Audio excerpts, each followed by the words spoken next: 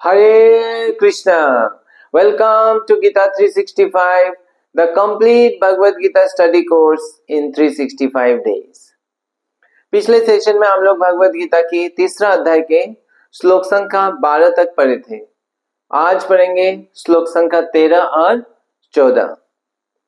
तो पिछले सेशन में हम लोगों ने देखा कि भगवान कृष्ण अर्जुन को कह रहे थे कि कोऑपरेशन या सहयोग जो है हमारे अस्तित्व के लिए कितना महत्वपूर्ण है। बिना सहयोग के हम जो है सही ढंग से हम अपना अस्तित्व को बनाए रख नहीं सकते, क्योंकि हम सब इंडिपेंडेंट नहीं है, हम इंटरडिपेंडेंट है। एक स्पीशीज दूसरा स्पीशीज के साथ जो है डिपेंडेंट है, और इसीलिए मनुष्य और देवताओं के बीच में क्या होना चाहिए, सहयोग होना चाहिए। कि देवता जो है मनुष्य को क्या देता है, जो भी हमारे लिए आवश्यकता है, प्रकृति के जो भी रिसोर्सेस है वो देवता द्वारा भगवान प्रोवाइड करते हैं, और हम उसके बदले में हमें क्या देना है, उनको उनके लिए यज्ञ करना है। और अगर ऐसे सहयोग नहीं करेंगे तो एक तरह से क्या है, वो कभी सुखी नहीं हो सकते हैं। तो आइए चलते हैं, देखते हैं आगे भगवान क्या कहते हैं। तो श्लोक संख्या 13। यज्ञशिष्टाशिना सन्तो मुच्यन्ते सर्वकिल्बिषै भुञ्जते ते त्वघं पापा य पचन्ते आत्मकारणात्। अनुवाद। भगवान के भक्त सभी प्रकार के पापों से मुक्त हो जाते हैं, क्योंकि वे यज्ञ में अर्पित किए गए भोजन प्रसाद को ही खाते हैं। अन्य लोग जो अपने इंद्रिय सुख के लिए भोजन बनाते हैं वे निश्चित रूप से पाप खाते हैं। तो इस श्लोक में भगवान एक महत्वपूर्ण सॉल्यूशन हम सबको दे रहे हैं कि हम सब एक जो है एक आदत अगर हम डेवलप कर ले, एक आदत डेवलप कर ले, हैबिट ऐसे डेवलप कर ले जिससे हम बहुत सारे कष्ट से हम मुक्त हो सकते हैं। हम सब लोग अपने जीवन को बेहतर बनाना चाहते हैं कि नहीं? हम सब चाहते हैं कि हमारा जीवन में जो भी समस्या है वो कैसे हल हो सके, कैसे हमारे जीवन में कष्ट कम हो सके और हमें जो है सुख हो सके। तो हम तरह तरह से प्रयास करते हैं और ढूंढते भी हैं, सबसे पूछते भी हैं क्या करें हम जिससे हमारा जीवन को, लाइफ को बेटर बना सकते हैं। तो ऐसे कई सारे हैबिट्स हमें पता चलता है कि ये कर लो वो कर लो, और हम लोग सोचते कितने सारे चीज हम कर पाएंगे, बहुत सारे चीज हम करने का भी क्षमता नहीं होता है। तो यहाँ पे आज के श्लोक में भगवान के लिए एक छोटा सा हैबिट अगर हम डेवलप कर ले तो उससे हम बहुत सारे कष्ट से मुक्त हो सकते हैं और हमारा लाइफ जो है बहुत अच्छा बन सकता है। और वो हैबिट क्या है? और वो ऐसा हैबिट है जो हम सब करते हैं, हर रोज करते हैं, बस उसमें थोड़ा सा चेंज करना है। और वो क्या करते हैं? जो हम सब खाते हैं, है कि नहीं? खाते हम सब, इवन पशु पक्षी वो सब भी खाते हैं हर रोज। जैसे हम जानते हैं चार चीजें हम सब करते हैं, आहार निद्रा भय मैथुन। तो उसमें से एक है खाना, और वो हम बिना खा के रह नहीं सकते। तो हम, लेकिन हमें क्या करना है, हमें पशु पक्षी जैसे नहीं खाना है, हमें उसमें एक छोटा चेंज करना है। क्या चेंज करना है?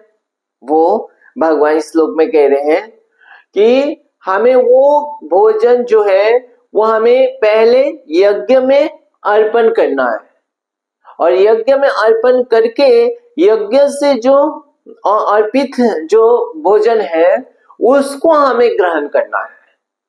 तो अगर उसको हम ग्रहण करते हैं तो क्या लाभ है? तो उससे क्या होगा? वो बताते हैं कि भगवान कि उससे वो जो सारे पापों से मुक्त हो जाता है। तो हमारे जीवन में जितने भी कष्ट है, वो कष्ट किस लिए आ रहा है? क्योंकि हमने कोई ना कोई पाप कार्य किया है और इसलिए उस पाप के फल से हमें कष्ट आता है। तो हमें अगर भोजन हम जो है जो भी ग्रहण तो हमें करना ही है, वो हमें अगर भगवान को ऑफर करके यज्ञ के रूप में भगवान को ऑफर करके हम उसकी प्रसाद के रूप में ग्रहण करेंगे तो क्या होगा? हम पापों से मुक्त हो जाएंगे। तो एक तो जो पहले पाप किया है उससे मुक्त हो जाएंगे और दूसरा आने वाले जो पाप है, जो हम पाप कर सकते हैं उसको भी हम मुक्त हो जाएंगे। कैसे? क्योंकि हम जब उसको प्रसाद को ग्रहण करेंगे तो हमारा जो है बुद्धि या हमारा शरीर शुद्ध होता है और जब शुद्ध शरीर होगा तो उस शुद्ध चेतना से हम गलत कार्य करने में क्या होगा? हमारा मन नहीं लगेगा, हम गलत की ओर नहीं जाएगा। श्रील प्रभुपाद तात्पर्य में उदाहरण देते हैं, जैसे एक एपिडेमिक होता है, जैसे कभी महामारी होता है तो बाहर क्या है, बहुत सारे जर्म्स होते हैं। तो लेकिन अगर कोई वैक्सीन ले लेता है तो वैक्सीन से क्या होता है, वो उसको बाहर जाएगा भी तो उसको वो बीमारी नहीं पकड़ेगा। तो उसी तरह अगर वो प्रसाद जो है वो ग्रहण करता है तो वो वैक्सीन की तरह काम करता है। वो फिर उसको ऐसे चेतना को शुद्ध रखता है कि वो पाप कार्य जो है करने से रोक लेता है उसको, जो है पाप कार्य से वो बच जाता है। तो उसकी चेतना ऐसे शुद्ध हो जाता है प्रसाद के प्रभाव से, और जो पहले पाप किया हुआ है वो भी धीरे धीरे उस पाप से वो मुक्त हो जाता है। तो इससे फिर उसके कष्ट जो है, जीवन का कष्ट जो बीता हुआ पाप से जो आने वाला है और जो आगे पाप करने वाले उन दोनों से वो बच जाता है। और अगर ये नहीं करता है, ऐसा यज्ञ नहीं करता है, भगवान को बिना लगाए भोग बिना लगाए वो अगर ग्रहण कर लेता है तो वही भगवान कह रहे हैं जो अपने जो इंद्रिय को तृप्त करने के लिए भोजन पकाता है और उसको खाता है तो वो क्या कर रहा है? भगवान कह रहे वो पाप खा रहा है, मानो कि वो पाप खा रहा है। तो ऐसे कैसे पाप खा रहा है? तो एक तो ये जो भी खा रहा है वो हम क्या है, किसी से हम ले रहे हैं। हम जैसे मान लीजिए एक फल ही खा रहे तो फल क्या है, वो वृक्ष में होता है और वृक्ष का अपना है वो फल। वृक्ष हमारे लिए थोड़ी जो है वो फल जनरेट किया, उसने तो प्रोड्यूस किया, जो है उत्पन्न किया अपने लिए, लेकिन हम उसको लेके आ जाए क्योंकि वृक्ष के पास वो क्षमता नहीं है हमको रोक सके। तो हमारे पास क्षमता है तो हम लेके आ जाते। तो लेकिन वृक्ष का है, लेकिन हमने एक तरह से जबरदस्ती लेके आ गए, ठीक है ना? तो वो एक तरह से अन्याय की श्रेणी में ही तो पड़ जाता है। किसी और का चीज है, हम एक तरह से बलपूर्वक ले लिया और फिर हमने भोजन कर लिया। तो उसी प्रकार जैसे गाय है वो दूध देते हैं तो वो तो अपने बच्चे के लिए देते हैं या जो भी उनके लिए है, वो दूध हम ले लेते हैं और लेके हम ले लेते पी लेते हैं। तो इस तरह से देखिए तो हम दूसरे जीवों से जो है आम चीज, दूसरे जीवों का जो अधिकार है उसको हम ले लेते हैं। तो इसीलिए वो पाप कहा जाता है। और तो इस तरह से वो पाप खाता है, हर भोजन के साथ हम पाप खा रहे एक तरह से और उसका रिएक्शन हमें आएगा। लेकिन अगर हम वही जो है फल जो ला रहे हैं या दूध जो ला रहे हैं अगर हम भगवान को ऑफर कर देते हैं तो क्या है, वो जो प्रोड्यूस कर रहा है वो भगवान को ऑफर हो जाता है। तो वो उनका जीवन क्या हो जाता है, सफल हो जाता है, क्योंकि उनके चीज जो है वो भगवान को ऑफर कर पा रहे और वो हमारे उनके लिए एक सेवा हो जाती है, क्योंकि वो तो डायरेक्टली भगवान को भोग नहीं लगा सकते, ऑफर नहीं कर सकते, तो उनसे हम लेके हम भगवान को भोग लगा देते हैं। तो वो क्या हो जाता है, उनके जीवन सफल हो जाता है। तो इस प्रकार से क्या है, वो जो है जो भोग लगाता है वो पाप से मुक्त हो जाता है और जो नहीं लगाता है स्वयं डायरेक्ट लाके खाता है वो पाप खाता है। और दूसरा भी जैसे वो ऐसे खाता रहेगा उसके मन में क्या है, पाप करने का प्रवृत्ति रहता है और फिर वो आगे जाके पाप करने का संभावना रहता है।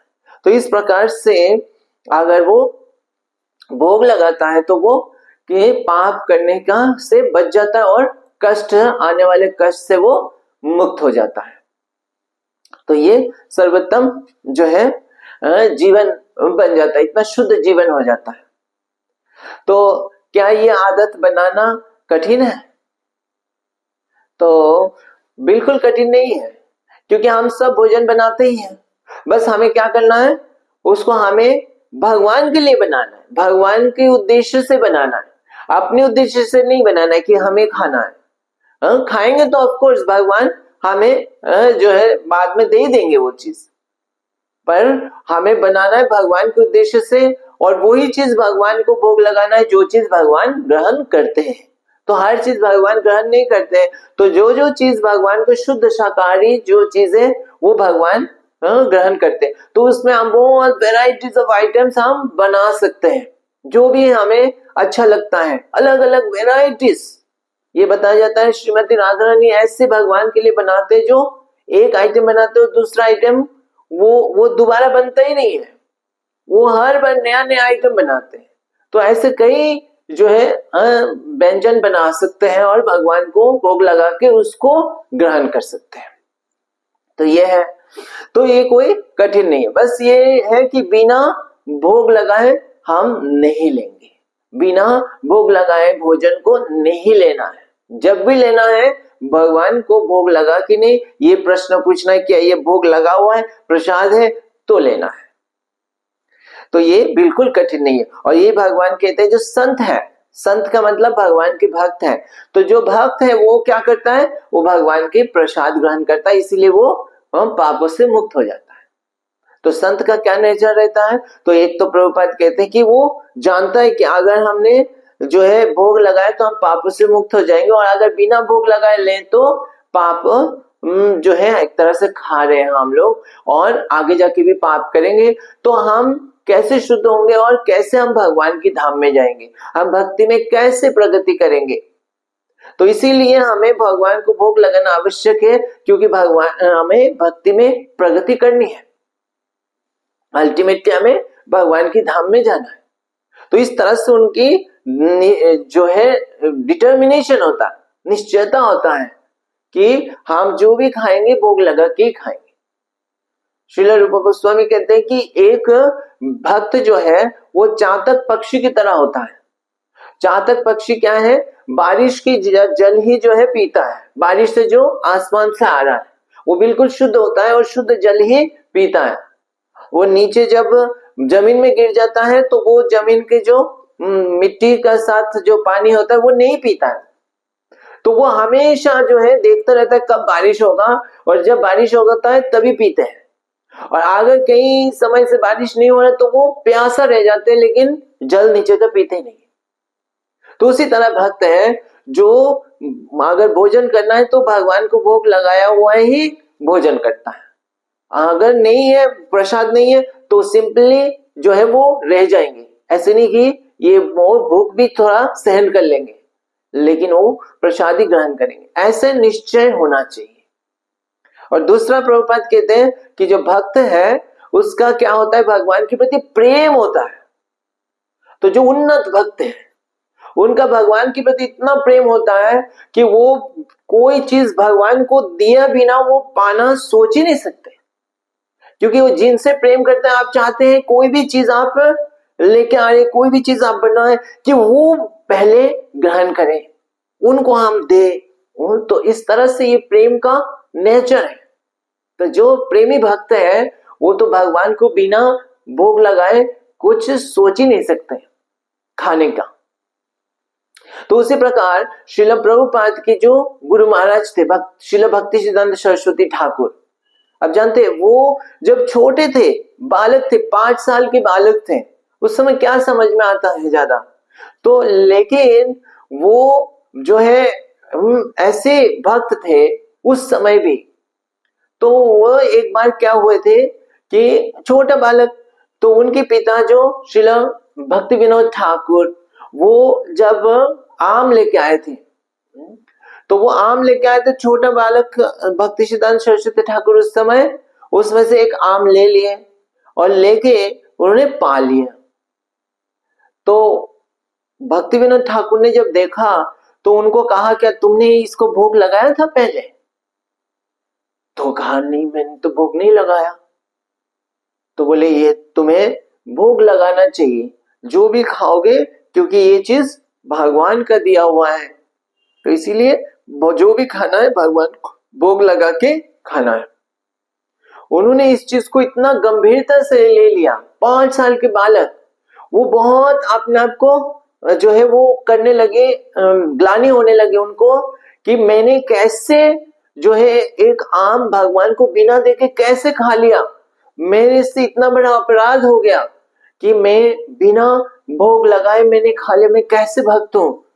तो उन्होंने क्या करा, उन्होंने उसी दिन प्रतिज्ञा कर लिया कि क्योंकि मैंने ये आम जो है बिना भोग लगाए खा लिया, तो मैंने आज पूरा जीवन भर ये आम नहीं खाऊंगा।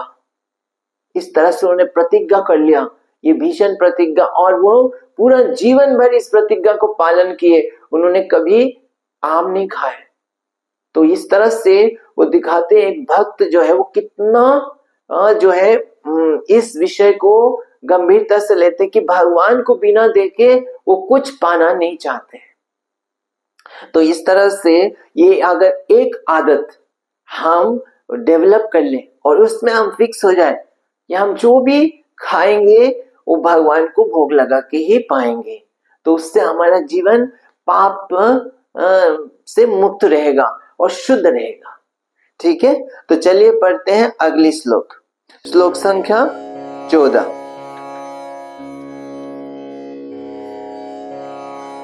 अन्नाद् भवन्ति भूतानि पर्जन्याद् अन्न संभव, यज्ञाद् भवति पर्जन्यः यज्ञ कर्म समुद्भव। अनुवाद: सारे प्राणी अन्न पर आश्रित है जो वर्षा से उत्पन्न होता है। वर्षा यज्ञ संपन्न करने से होती है और यज्ञ नियत कर्म से उत्पन्न होता है।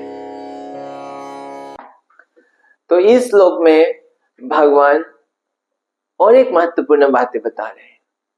भगवान बता रहे हैं हम सब मनुष्य के असली नीड क्या है, जो असली आवश्यकता, नंबर 1 आवश्यकता क्या है।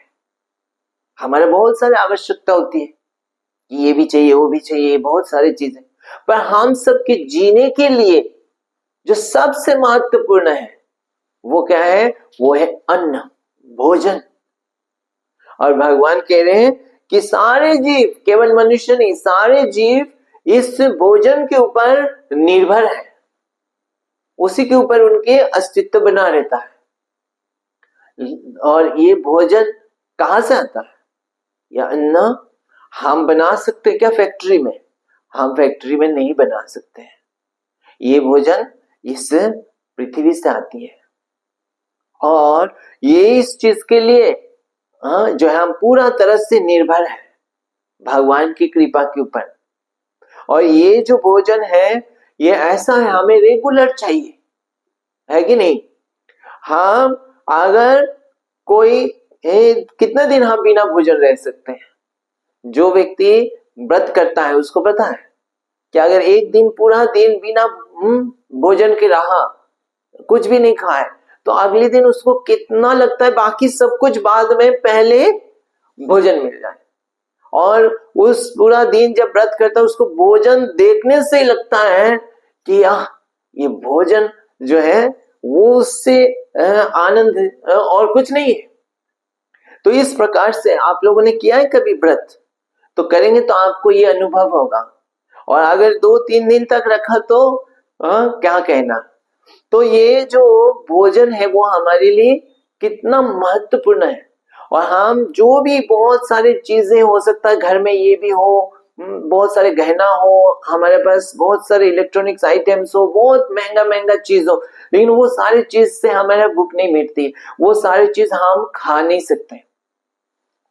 तो इसलिए अगर हमें इस चीज को अच्छे से समझेंगे तो हम क्या करेंगे, हम उसको इस प्रॉब्लम से हम कैसे हमेशा इंश्योर कर सकते कि हमारे पास ये फूड की सप्लाई हमेशा रहे।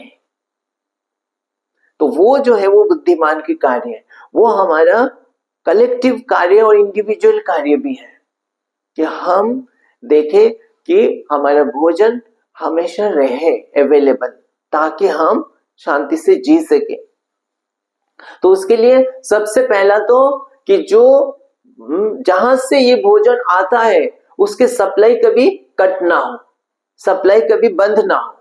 तो भगवान इस श्लोक में बता रहे हैं कि ये अन्न कहाँ से आता है। अन्न पर्जन्य से होता है, बारिश से होता है, जो बादल और बारिश से ये अन्न होता है। तो अन्न पृथ्वी से जो उगता है उसमें बरसात की आवश्यकता होती है। और फिर बारिश कैसे होती है, यज्ञ से होता है, जब यज्ञ परफॉर्म करते हैं।